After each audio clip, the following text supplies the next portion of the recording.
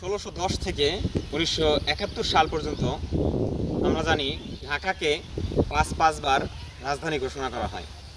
আজকে আমরা সংক্ষেপে এই ঢাকা রাজধানী হওয়ার পিছনে যে ইতিহাসগুলো রয়েছে সংক্ষেপে আমরা ইতিহাসগুলো জানবো। তো সর্বপ্রথম ঢাকাকে রাজধানী ঘোষণা করা হয় ১৬১০ সালে, তারপরে ১৬৬০ সালে, তারপরে হচ্ছে ১৯০৫ সালে, তারপরে ১৯৪৭ আর সর্বশেষ হচ্ছে ১৯৭১ সাল। তো সর্বপ্রথম ১৬১০ সালে ঢাকা রাজধানী হওয়ার ইতিহাসটা হচ্ছে এই যে এর পূর্বে রাজধানী ছিল রাজমহলে। সম্রাট জাহাঙ্গীরের শাসনামলে সুবাদার ইসলাম খাঁ রাজমহল থেকে রাজধানী পরিবর্তন করে সর্বপ্রথম ঢাকায় নিয়ে আসেন। আর সম্রাটের সম্মানার্থে তখন নামকরণ করা হয় জাহাঙ্গীরনগর। তাহলে ১৬১০ সালে ঢাকাকে সর্বপ্রথম রাজধানী করা হয় আর নাম দেওয়া হয় জাহাঙ্গীরনগর। এরপরে সম্রাট শাহজাহানের পুত্র শাহ সুজা ১৬৩৯ সালে ঢাকা থেকে রাজধানী পুনরায় আবার রাজমহলে নিয়ে যান।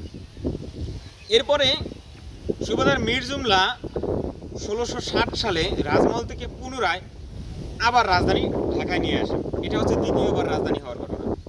এরপরে তৃতীয়বারের রাজধানী হওয়ার ঘটনা হচ্ছে ১৯০৫ সালে বঙ্গভঙ্গ আন্দোলন হলে পূর্ব বাংলা এবং আসাম এর রাজধানী ঘোষণা করা হয় ঢাকাকে।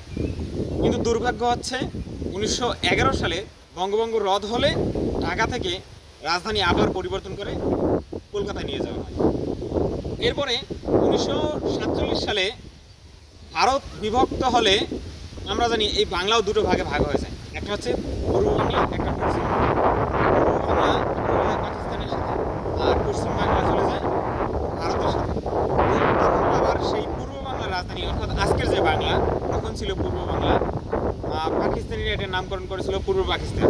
তো এই পূর্ব বাংলা বা পূর্ব পাকিস্তান এর প্রশাসনিক রাজধানী ছিল ঢাকা।